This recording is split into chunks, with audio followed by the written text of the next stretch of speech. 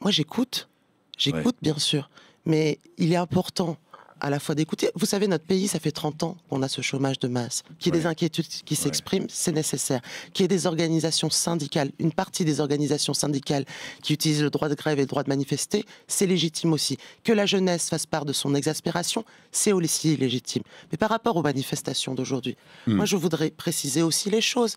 Il y a une part de personnes qui manifestent. On le voit à la SNCF, la SNCF, c'est pour la réforme ferroviaire. On voit qu'il y a beaucoup de mots d'ordre de manifestation. Il y a une colère générale, quoi. Il y a une exaspération sur d'autres sujets qui se posent. Et puis, il y a aussi, et je tiens aussi à le rappeler, qu'il n'y a pas un front syndical uni qui appelle à manifester aujourd'hui. Les syndicats dits réformistes, qui représentent près de 50% des salariés, qui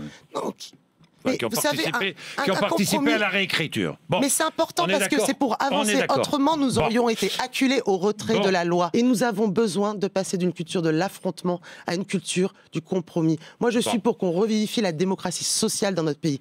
C'est essentiel. C'est essentiel parce que justement, aujourd'hui, qu'est-ce qui se passe? On contourne le droit du travail. On le contourne comment? En faisant appel au travail détaché. On le contourne comment? En faisant appel aux indépendants. C'est ça, cette réalité. Et est-ce que notre droit est si protecteur? Nous perdons des emplois dans l'industrie depuis le deuxième trimestre de 2001.